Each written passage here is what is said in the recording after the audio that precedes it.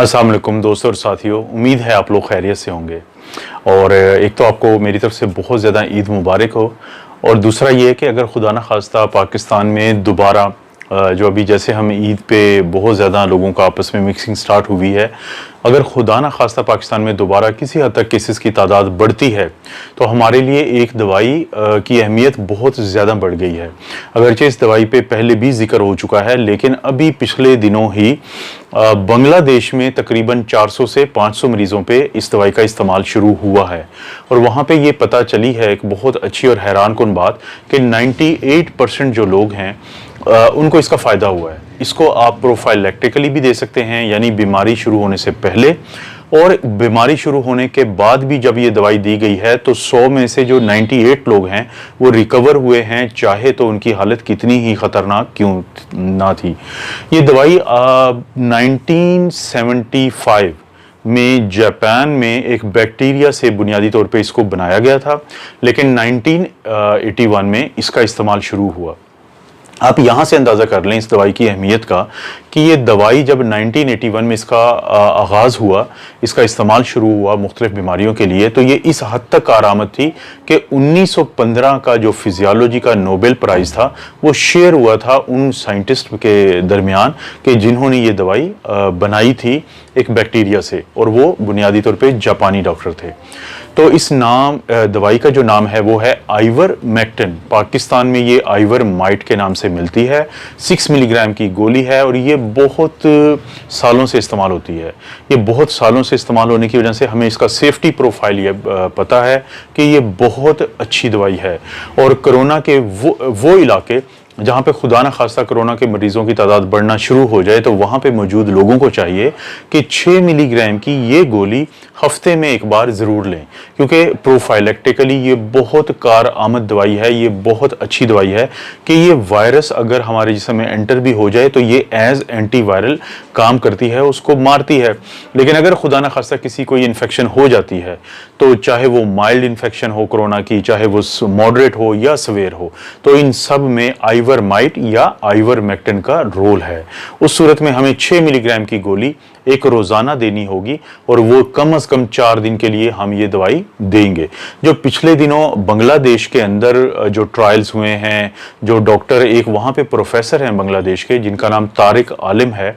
तो उन्होंने जब अपने तकरीबन 450 या 500 मरीजों का इलाज किया तो उन्होंने देखा वहाँ पे कि अगर उन्होंने कोरोना के मरीजों में आइवरमाइट की गोली एक रोज़ाना 4 दिन के लिए और साथ डॉक्सीसाइक्लिन वहाँ पे 100 मिलीग्राम सुबह शाम 7 दिन के लिए दी, तो वहाँ पे मेजॉरिटी उनके मरीजों की जो थी वो सेहतयाब हो गई। लेकिन पाकिस्तान के कॉन्टेक्स्ट में अगर हम इसको इस्तेमाल कर सकते हैं प्रोफाइलेक्टिकली कि वो इलाके जहाँ पे मरीजों की तादाद बढ़ रही हो, तो आप लोगों को हफ्ते में एक बार टैबलेट आइवरमाइट रोज़ाना नहीं बल्कि हफ्ते में एक बार दे सकते हैं। लेकिन अगर खुदा न खास्ता किसी को इन्फेक्शन हो गई है तो आप आइवरमाइट 6 मिलीग्राम की एक गोली रोज़ाना 4 दिन के लिए देंगे, और साथ डॉक्सीसाइक्लिन अगर आपने नहीं देनी तो आप अजिथ्रोमाइसिन जो हम बहुत अरसे से दे रहे हैं 250 मिलीग्राम सुबह शाम आप दे सकते हैं अगले 5 से 7 दिन के लिए। फ़र्क सिर्फ ये रखेंगे कि आइवरमाइट की गोली और अजिथ्रोमाइसिन के दरमियान आप 12 से 18 घंटे का ड्यूरेशन का फ़र्क रखेंगे कि उस दौरान नहीं देंगे। एक डॉक्टर हैं अमेरिका के, उन्होंने तो यहाँ तक एक दावा कर दिया है कि अगर आप आइवरमाइट की गोली प्रोफाइलेक्टिकली 6 मिलीग्राम की हफ्ते में एक दफ़ा दें तो बहुत ज़्यादा चांसेस हैं कि आप इस पेंडेमिक पे काबू डाल सकते हैं। ऑस्ट्रेलिया में जो सबसे पहले इसके ट्रायल हुए थे वहाँ पे थोड़ा सा एक प्रॉब्लम था कि ऑस्ट्रेलियंस ने क्या किया था कि उन्होंने जो हमारे लंग्स हैं यानी फेफड़े, उनके सेल्स को कल्चर किया, उसमें कोरोना की इन्फेक्शन डाली, यानी उसको इन्फेक्ट किया कोरोना वायरस से, और फिर उसमें बहुत ज़्यादा आइवरमेक्टिन की डोज दी, जिससे 5000 गुना ज़्यादा शिद्दत के साथ इन विट्रो यानी लेबॉर्ट्री में जो ये टेस्ट हुआ था तो कोरोना वायरस को इस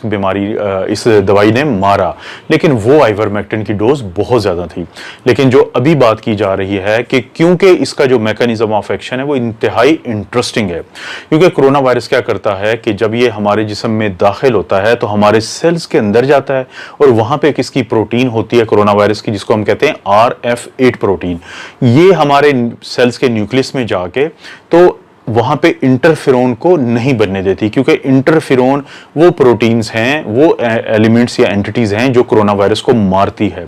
तो ये जो आइवरमेक्ट की टैबलेट है, जिसके अंदर आइवरमेक्टिन है, जो एंटी प्रोटोजोअल है, एंटी पैरासिटिक है, एंटी बैक्टीरियल है, एंटी वायरल है, ये दवाई क्या करेगी कि ये न्यूक्लियस को जाके ब्लॉक कर देगी ताकि कोरोना वायरस अपनी आरएफ प्रोटीन, जो RF8 प्रोटीन है, उसको अंदर ना भेज सके। इस तरह ना सिर्फ ये कि ये इंटरल्यूकिन के यानी इंटरफेरोन जो होते हैं, इंटरफेरोन उनको बनाने में काम करती है, कोशिश करती है कि न्यूक्लियस ज़्यादा से ज़्यादा इंटरफेरोन बनाए, बल्कि यहाँ तक करती है कि खुद भी इंटरफेरोन अलहदा से बनाती है ये दवाई। तो इस तरीके से ये एज एंटीवायरल काम करती है और ये हमारे जिस्म में मौजूद वायरस को भी नुकसान पहुँचाती है, और जो साइटोकिन स्टॉर्म है जिसकी वजह से बहुत बड़ा प्रॉब्लम बनता है, ये उसको भी दबाती है। तो ये आइवरमेक्टिन की गोली, अगर ये खुदा न खास्ता वबा दोबारा आती है पाकिस्तान में या कुछ लोगों की, मरीजों की तादाद बढ़ती है, तो आइवरमेक्टिन की गोली बहुत ज़्यादा कारआमद है आइवरमाइट के नाम से। किन लोगों को नहीं दे सकते? वो लोग खुद जो ज़ाहिर है शराब नहीं पीनी चाहिए, लेकिन अगर वो पिएंगे तो ये दवाई फिर ब्लड ब्रेन बैरियर को क्रॉस करके दिमाग में जाती है, तो वहाँ पे ये नुकसान पहुँचा सकती है। वो तमाम मरीज़ जिनको मेनिंजाइटिस या दिमाग की झिल्ली की इन्फेक्शन हो, तो उनमें ये नहीं दी जा सकती। ये 5 साल से कम उम्र के बच्चे या वो बच्चे जिनकी उम्र 15, जिनका वजन 15 किलोग्राम से कम हो, उनको नहीं दी जाएगी, क्योंकि उनके भी ये ब्लड ब्रेन बैरियर जो वीक होता है उसको क्रॉस करके ब्रेन को नुकसान पहुंचा सकती है। ये वारफरिन जो टैबलेट लेते हैं उनको नहीं देनी चाहिए। और इसके अलावा जो लोग ग्रेप फ्रूट्स बहुत खाते हैं, उनको चाहिए कि जब वो आइवरमाइट लें तो वो ग्रेप फ्रूट का इस्तेमाल बहुत ज़्यादा मत करें। प्रेगनेंसी और लैक्टेशन में प्लस माइनस है कि प्रेगनेंसी में कहा जाता है कि ना दिया जाए तो बेहतर है, लेकिन जो ब्रेस्ट फीडिंग मदर हैं, लैक्टेटिंग मदर हैं, या वो माएँ जो बच्चों को दूध पिलाती हैं, वो ये दवाई इस्तेमाल कर सकती हैं। इसके साइड इफ़ेक्ट इंतहाई कम हैं, बहुत मिनिमल हैं, जिसमें कि जैसे डिजीनेस हो सकती है, नौजिया वो हो सकता है, थोड़ा वॉमिटिंग हो सकती है, डायरिया हो सकता है, या जिस्म पे खारिश हो सकती है, लेकिन कोई मेजर साइड इफेक्ट नहीं है। ये बहुत अरसे से इस्तेमाल होने वाली दवाई है, बहुत सेफ दवाई है, और अभी आने वाले दिनों में अगर ये वायरस आता है दोबारा तो इसका किरदार बहुत ज़्यादा बढ़ जाएगा।